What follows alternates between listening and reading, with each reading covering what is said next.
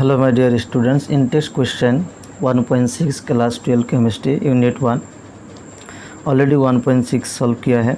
आज हम डिस्कस करेंगे 1.7 Henry's law constant for carbon dioxide in water is 1.67 into 10⁸ pascal at 298 kelvin. So calculate the quantity of carbon dioxide in 500 ml of soda water when packed under 2.5 atmospheric pressure, carbon dioxide pressure at 298 kelvin. So Henrys law constant carbon dioxide का कितना दिया है 1.67 into 10⁸ pascal 298 kelvin में। सो calculate करना है quantity of carbon dioxide, मतलब carbon dioxide का quantity कितना होगा, अमाउंट कितना होगा, वो कैलकुलेट करना है। तो देखिए इसका सॉल्यूशन यहाँ पर दिया है Henrys law constant. So given Henrys law constant के एस कितना दिया है 1.67 इंटू 10⁸ पास्कल। ओके, सो देखिए हेनरीज लॉ कांस्टेंट दिया है 1.67 into 10⁸ pascal and carbon dioxide का जो प्रेशर दिया है PCO2, मतलब कार्बन डाइऑक्साइड का प्रेशर 2.5 ATM। ओके, सो 2.5 एटमॉस्फेरिक प्रेशर दिया है। सो ATM को पास्कल में कन्वर्ट करना होगा। सो 2.5 इंटू 101325 पास्कल, क्योंकि जो हेनरीज लॉ कांस्टेंट है वो पास्कल यूनिट में दिया है। सो ATM यूनिट को पास्कल यूनिट में कन्वर्ट करना होगा। सो 2.5 ATM पास्कल में कितना होगा, we know that 1 ATM equal to 101325 pascal. So 2.5 ATM में कितना होगा, 2.5 के साथ इंटू करना होगा। So 2.5 into 101325 pascal. ओके, ये हो गया। Now according to Henry's law,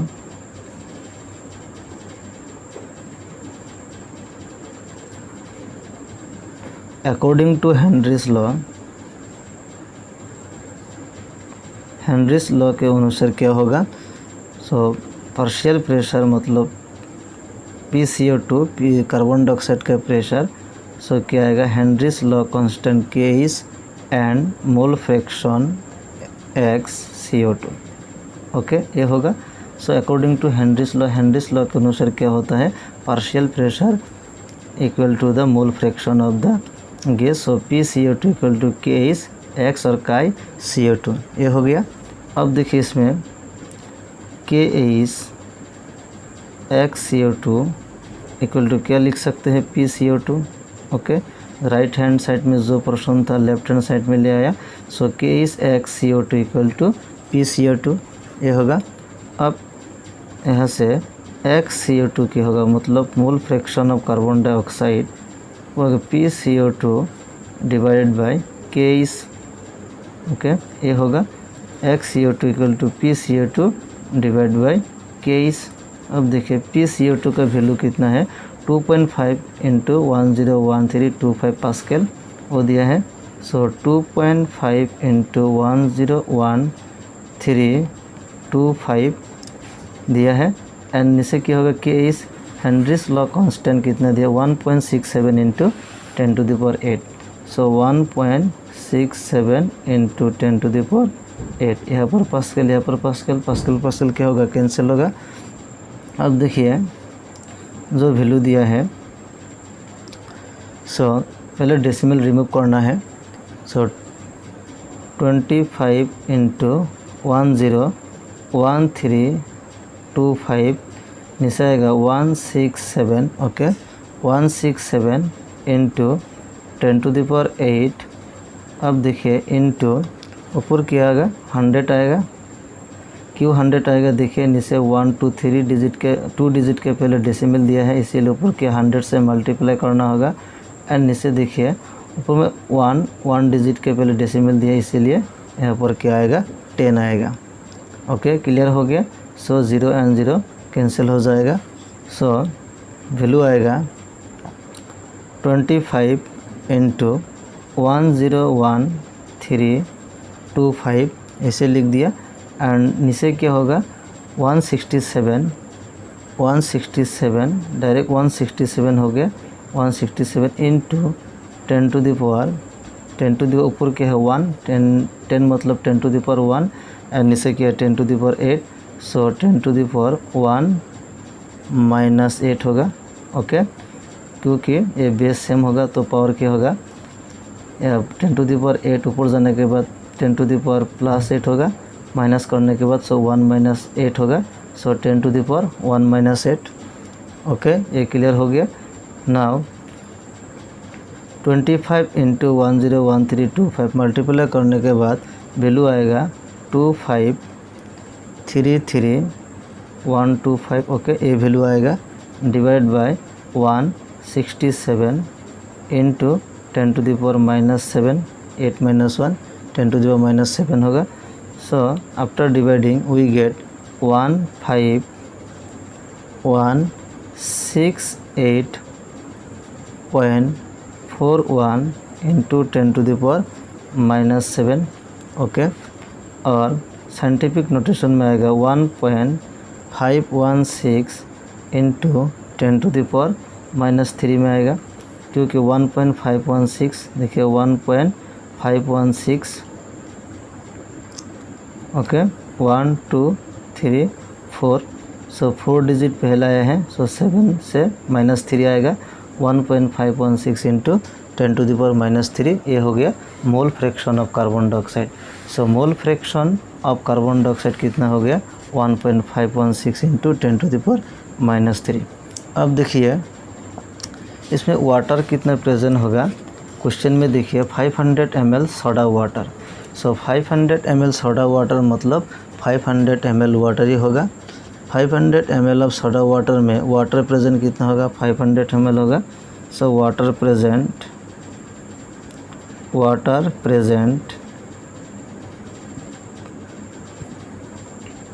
in 500 ml soda water. Okay, so 500 ml soda water में वाटर प्रेजेंट किया होगा अप्रोक्सीमेटली 500 ml ही होगा।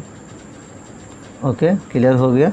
Water present in 500 ml soda water approximately 500 ml ही होगा। देयरफॉर एन वाटर मतलब number of moles of water, water का mole चाहिए।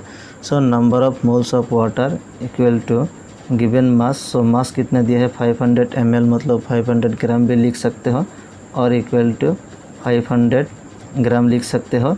एंड नीचे क्या होगा उसका मोलर मास। सो वाटर का मोलर मास कितना होता है 18 होता है। सो 500 डिवाइड बाय 18 तो वैल्यू आएगा 27.78 मोल्स। ओके, सो वाटर का मोल कितना हो गया 27.78 मोल्स। सो वाटर का नंबर ऑफ मोल्स हो गया। देयरफॉर जो मोल फ्रैक्शन था कार्बन डाइऑक्साइड का जो मोल फ्रैक्शन, क्योंकि मोल फ्रैक्शन के लिए नंबर ऑफ मोल्स चाहिए, सॉल्यूशन का मोल चाहिए। सो ये तो कार्बन डाइऑक्साइड का मोल्स, लेकिन सॉल्यूशन में वाटर भी प्रेजेंट है, इसीलिए वाटर का भी मोल निकालना होगा मोल फ्रैक्शन कैलकुलेट करने के लिए। इसीलिए नंबर ऑफ मोल्स कैलकुलेट किया है, क्योंकि इसका वैल्यू दिया है 500 ml सोडा वाटर। सो उस हेल्प से नंबर ऑफ मोल्स वाटर निकल लिया। सो 27.78 मोल्स हो गया। अब देखिए मोल fraction of carbon dioxide. So mole fraction का फॉर्मूला क्या था, number of moles of solute divide by total moles of the solution. Okay, total number of moles चाहिए सॉल्यूशन का, और सॉल्यूशन का मोल चाहिए, टोटल मोल चाहिए। सो यहाँ पर NCO2 आएगा। ओके, क्योंकि number of moles of the solute मतलब कंपोनेंट कार्बन डाइऑक्साइड दिया है, क्योंकि कार्बन डाइऑक्साइड का मोल फ्रैक्शन निकालना है, इसीलिए यहाँ पर कार्बन डाइऑक्साइड आएगा। सो number of moles of carbon dioxide नीचे आएगा total moles NCO2 carbon dioxide का मोल्स प्लस N वाटर का मोल्स। ओके, क्लियर हो गया, क्योंकि वाटर भी प्रेजेंट होगा। सो NCO2 divide by NCO2 plus NH2 मतलब कार्बन डाइऑक्साइड का मोल प्लस वाटर का मोल। तो ये हो गया XCO2 NCO2 divide by NCO2 plus NH2। अब इम्प्लाइज XCO2 इक्वल टू पूरा रहेगा NCO2 डिवाइडेड बाई यहाँ पर होगा NH2, ओनली NH2 होगा। रीज़न क्या होगा, क्योंकि कार्बन डाइऑक्साइड का जो mole fraction very less than क्या होगा N वाटर, मतलब वाटर का मोल फ्रैक्शन जितना होगा उसके बहुत ही कम होगा। इसीलिए we can neglect the mole fraction of carbon dioxide gas, so NCO2 divide by N water. क्योंकि यहाँ पर देखिए जो कार्बन डाइऑक्साइड का मोल फ्रैक्शन था 1.516 10⁻³ ये बहुत छोटा स्मॉलर वैल्यू है।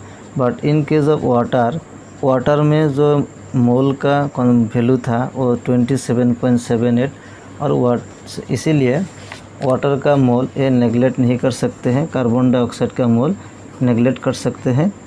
इसीलिए XCO2 NCO2 divide by NCO2 neglect कर दिया NH2, okay. Since NCO2 very less than N water, okay. ये क्लियर हो गया। कार्बन डाइऑक्साइड का मोल नंबर ऑफ मोल्स बहुत ही कम होगा, that's why we can neglect the number of moles of carbon dioxide, that's why ये इक्वेशन आएगा। अब देखिए इस इक्वेशन में XCO2 मतलब mole fraction of carbon dioxide, तो mole fraction of carbon dioxide का वैल्यू ऑलरेडी निकल लिया 1.516 इंटू 10⁻³ ओके। सो यहाँ पर आएगा 1.516 इंटू 10⁻³ आएगा, ये मोल fraction of carbon dioxide equal NCO2 पूरा आएगा NCO2 divide by N water का मोल कितना है 27.78, ओके। ऑलरेडी ये कैलकुलेट किया है, वाटर का मोल 27.78। अब देखिए इस इक्वेशन से NCO2 मतलब number of moles of carbon dioxide क्या होगा, इसके साथ ये मल्टीप्लाई होगा। सो 27.78 इंटू 1.516 इंटू 10⁻³ ओके, ये होगा। सो 27.78 इंटू 1.516 ये इंटू करने के बाद वैल्यू आएगा 42.11 इंटू 10⁻³ मोल, ओके। यूनिट क्या होगा, मोल होगा। सो 42.11 इंटू 10⁻³ मोल, ये मोल में आ गया लेकिन क्वांटिटी चाहिए। सो 42.11 10⁻³ को मिली कह सकते हैं, सो मिलीमोल, ओके। मिलीमोल में क्या होगा, सो 42.11 10⁻³ नहीं आएगा क्योंकि 1 मिलीमोल इक्वल टू 10⁻³ मोल होता है और 10⁻³ मोल में 1 मिलीमोल होता है, दैट्स 42.11 एंड 10⁻³ मोल के जगह पर मिलीमोल लिख दिया। सो 42.11 मिलीमोल, तो ये हो गया मोल ऑफ कार्बन डाइऑक्साइड। लेकिन क्वेश्चन में क्या दिया है, देखिए क्वेश्चन में दिया है calculate the quantity of carbon dioxide, मतलब कार्बन डाइऑक्साइड का क्वांटिटी कितना है, अमाउंट कितना है और मास कितना है वो कैलकुलेट करना है। सो ये हो गया mole, therefore the quantity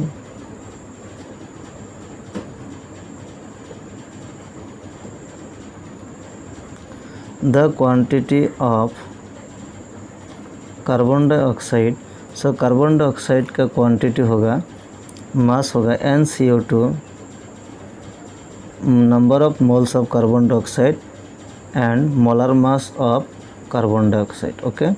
molar mass of carbon dioxide, the quantity मतलब mass of carbon dioxide number of moles into molar mass of carbon dioxide, ये फार्मूला होगा। सो क्वांटिटी कैलकुलेट करने के लिए फार्मूला अप्लाई करना होगा। So mass of carbon dioxide equal to moles of carbon dioxide divide by molar mass, okay.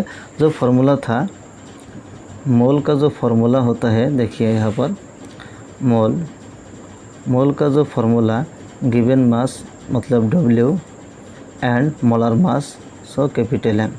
So and mole अगर N से represent करते हैं तो mole N equal to W/M।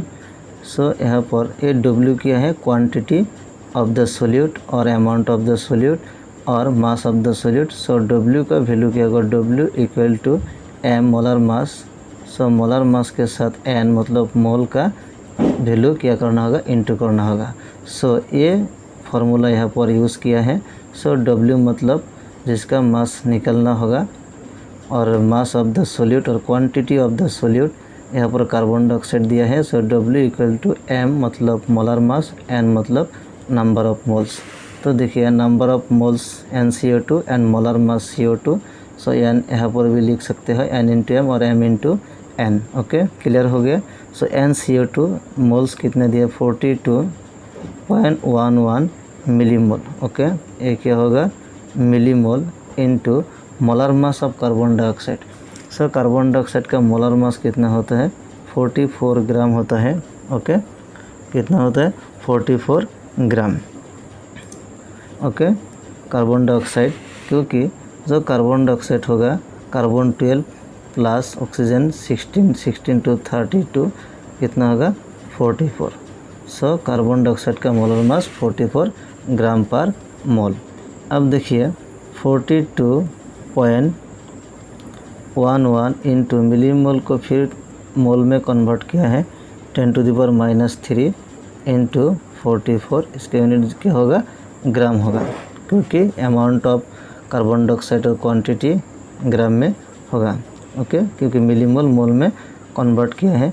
So 44.11 into 10⁻³ and 44 के साथ multiply करने के बाद वैल्यू आएगा 1852.84 इंटू 10⁻³ ग्राम। ओके, 1852.84 इंटू 10⁻³ ग्राम। अब ये क्या करना है, साइंटिफिक नोटेशन में लिखना है। सो 1 2 3 3 डिजिट आगे आएगा 1.852। ओके, 1.852 ग्राम, क्योंकि 10⁻³ डेसिमल आगे क्या होगा, ये अभी नहीं होगा। सो 1.852 ग्राम, ये हो गया आंसर। 10⁻³ मतलब 3 डिजिट पहला आएगा 1 2 3। So 1.852 gram. So amount of carbon dioxide और क्वांटिटी ऑफ कार्बन डाइऑक्साइड कितना हो गया, 1.852 ग्राम।